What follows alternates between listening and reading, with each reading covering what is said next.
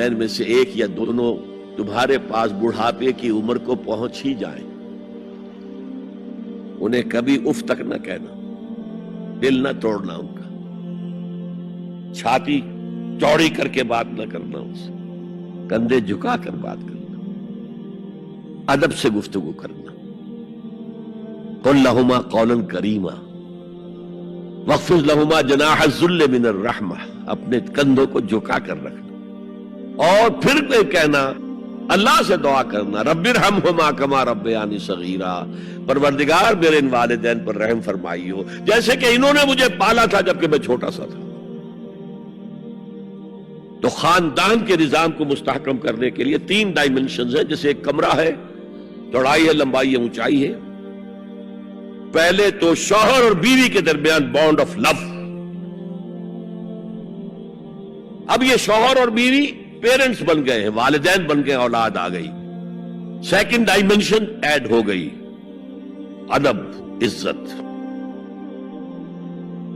اور بہن بھائی ہے اخوت، جس کو کہ وہ کہہ رہا ہے جی ویلز بھی فریٹرنٹی، خاندان کا ادارہ مستحکم۔ یہاں ایک نقطہ اور بیان کر دوں، لیگل لیول پر بیوی کے حقوق کم ہیں شوہر کے زیادہ، الرجال قوامون علی النساء، سیدھی سیدھی بات ہے، اور ہمیں ڈٹ کر کہنا چاہیے یہ، اس سے زیادہ معقول بات کوئی نہیں۔ کسی ادارے کے 2 سربراہ برابر کے اختیارات والے نہیں ہو سکتے،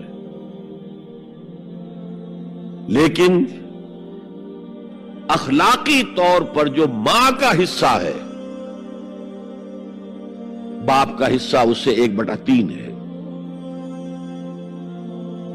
قرآن مجید میں آیا ہے نا، حملتہ امہ وہنا علی وہن وفصالہ فی عامین ان اشکر لی ولوالدیک، اسے اٹھائے رکھا اس کی ماں نے، لہذا اس کا حق 3 گنا زیادہ ہے باپ سے۔ ایک صحابی حضور سے پوچھتے ہیں، حضور میرے حسن سلوک کا اولین مستحق کون ہے؟ فرمایا تمہاری والدہ۔ پھر پوچھا ان کے بعد کون؟ پھر کہا تمہاری والدہ۔ پھر پوچھا ان کے بعد کون؟ پھر کہا تمہاری والدہ۔ پھر پوچھا ان کے بعد کون؟ تو کہا تمہارے والد۔ 3 درجے۔ اور یہ جو فرمایا الجنت تحت اقدام الامہات، جنت تو ماؤں کے قدموں تلے ہے، یہ باپ کے بارے میں تو نہیں فرمایا۔ یہ ہے ایکویشن، بیلنس۔ اسلام قسط کی بات کرتا ہے، انصاف کی بات نہیں کرتا۔ انصاف تو یہ کہ آدھی روٹی ادھر دے دو، آدھی ادھر دے دو، انصاف ہے، یہ اچھی چیز ہے۔ قسط یہ ہے کہ بوجھ اٹھانا ہے تو جو زیادہ قوی ہے اس کو زیادہ بوجھ دو اٹھائے، اور جو کمزور ہے اسے کم بوجھ دو، یہ قسط ہے۔